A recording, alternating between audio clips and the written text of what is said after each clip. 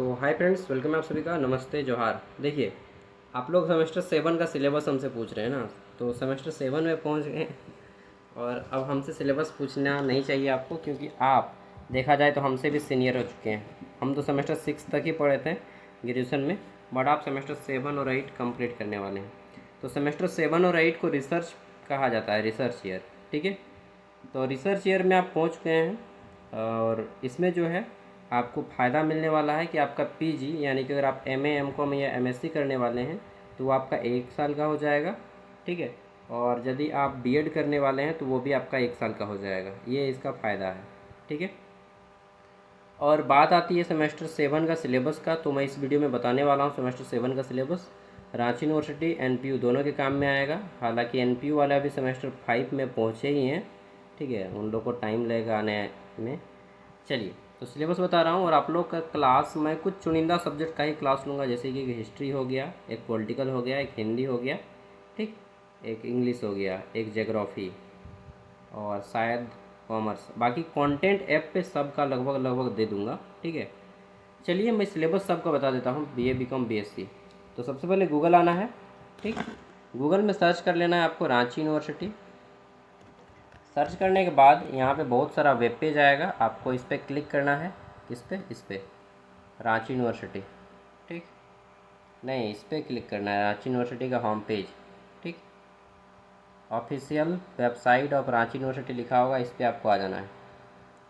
तो चलिए official website पे क्लिक करते हैं, ओपन करते हैं। अब देखिए, वेबसाइट को ओपन होने में थोड़ा सा टाइम लगेगा। वेबसाइट ओपन हो जाएगा। इसके बाद, अरे ओपन तो हो जाए यार, हाँ हो गया। इसके बाद ऊपर उठाना है आपको वेबसाइट को। ठीक, और एकदम लास्ट में आना है क्विक लिंक्स में।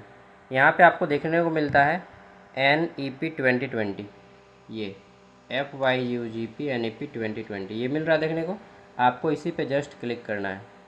इस पर जैसे ही क्लिक करते हैं ना, तो आपके सामने इस तरह से आ जाता है। यहाँ पे 3 गो सिलेबस देखने को मिलता है। ये पहला सिलेबस 25-29 ऑनवर्ड। ठीक है, यहाँ पे इसके बाद आपको ये मिलता है syllabus 22-26 and first semester 23-27 onward. और लास्ट में मिलता है ये वाला 22-26। तो आपको कौन सा सिलेबस से पढ़ना है? आपको पढ़ना है 3 को जो सिलेबस है, सबसे लास्ट वाला, इसको नहीं पढ़ना है। ये सेमेस्टर 1 और 2 के लिए ही काम देगा। 22-26 सेशन वाले का केवल सेमेस्टर 1 और 2 का ही ये सिलेबस है, उसके बाद का ये सिलेबस काम नहीं देगा। अब सेमेस्टर 7 में आपको ये वाला सिलेबस काम देगा, ये जो लिखा है revised 4 year undergraduate program FYUGP।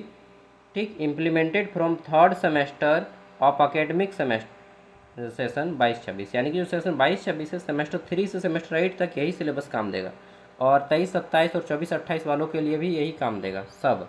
ठीक है, तो ये जो है यही सिलेबस आपको फॉलो करना है। ये जो लिखा हुआ है इसके जस्ट नीचे, सपोज दैट, मान के चलिए आपको पढ़ना है ये हिस्ट्री, तो हिस्ट्री पे क्लिक कीजिएगा।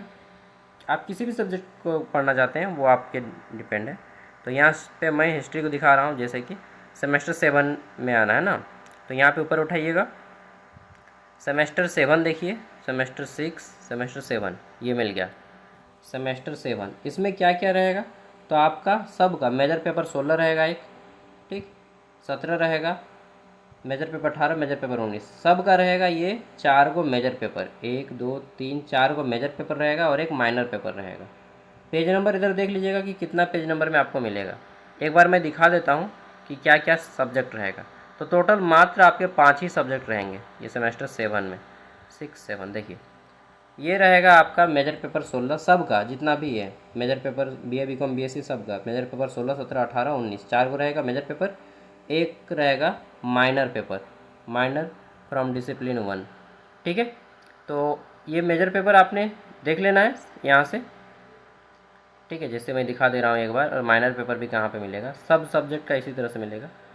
ये कितना में पहुँचे हम लोग? सेमेस्टर अभी 3 में पहुँचे हैं, फटफड़ा के पार करते हैं। तो यहाँ पे हम लोगों ने पहुँच गया सेमेस्टर 6, अब पहुँच जाएंगे सेमेस्टर 7। तो ये सेमेस्टर 7 मेजर पेपर 16, इस तरह से आपको ये सिलेबस पढ़ना है।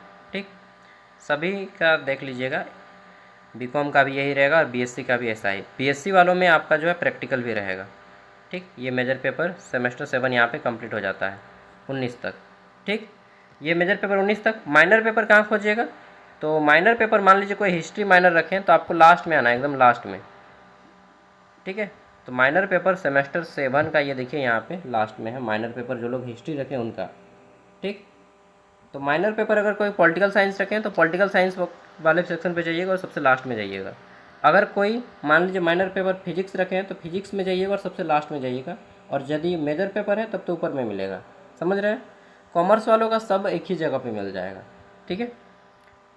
और आपका देखिए मान के चलते हैं ये बीएससी आप में से बहुत से लोग फिजिक्स करते हैं ना, तो यहाँ पे हम लोग जैसे कि ऊपर उठा लेते हैं, आपका प्रैक्टिकल पेपर भी रहेगा इसमें, ठीक है।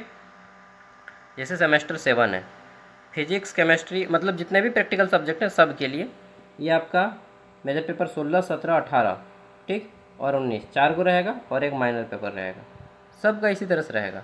और प्रैक्टिकल का डेट वो अलग से बताया जाएगा। उसके बाद सेमेस्टर 8 में जो रहेगा आपका 2 को मेजर पेपर रहेगा, सॉरी 1 मेजर पेपर रहेगा सबका, 1 माइनर पेपर रहेगा, 1 मेजर 1 माइनर सब जितना भी है। सेमेस्टर 8 में 1 मेजर रहेगा, मेजर 20 को मेजर पेपर पढ़ना है, 1 रहेगा माइनर पेपर, और बाकी जो रहेगा 3 को एडवांस मेजर पेपर रहेगा, major 1, major 2, major 3, advance major paper इसको कहते हैं। ये आपको सेमेस्टर 8 में पढ़ना है, ठीक है। और माइनर पेपर का सिलेबस चाहिए तो सबसे आखिरी में देखिएगा, यहाँ पे सबसे लास्ट में आपको मिलेगा। अगर कोई माइनर फिजिक्स रखे हैं तो यहाँ पे सबसे लास्ट में आना है। सबसे लास्ट में आपको मिलता है माइनर सेमेस्टर 7 लिखा होगा, ये देखिए सेमेस्टर 7 यही वाला है, ठीक। और इससे भी लास्ट में अगर देखना चाहते हैं ना तो ये सेमेस्टर 8 का है, ठीक। ये सेमेस्टर 8 का है, देखिए यहाँ पे 8 लिखा है, माइनर 1D। तो सेमेस्टर 7 और 8 यहीं से आपको सिलेबस निकालना है, 22, 26, 23, 27 एंड 24, 28, ठीक है। सेमेस्टर 7 का सिलेबस यहीं से मिलेगा, 22, 26 सेशन, 23, 27 सेशन और 24, 28 सेशन, ये वाला 3 फॉर्मेट में है। 1 मिनट, ये 3 वो है, ठीक। तो बीच वाला सिलेबस फॉलो करना है। 25, 29 का सिलेबस फिर से चेंज है, समझ रहे हैं ना। और पढ़ना आपको खुद से है, नोट्स वगैरह मैं दूंगा, अभी एग्ज़ाम चलेगा सेम 1 का, ठीक, पूरा का पूरा जुलाई चलेगा, उसके बाद आपका एग्ज़ाम होगा अगस्त में। तो अगस्त में मैं आपको जो है PDF बना बना के दूंगा, तब तक से खुद से पढ़ाई कीजिए। अब आप लोग हमसे सीनियर हो गए, हम तो बता रहे हैं, अब आप लोग हमसे भी सीनियर हो गए हैं, ठीक है। तो आप लोग को अब आपको खुद हैंडल करना है, 2 साल पढ़ना है। चलिए, थैंक यू। सॉरी 2 साल बोल रहे हैं, और 1.5 साल लगेगा आपको, 1.5 साल, ठीक है। बाय, जोहार।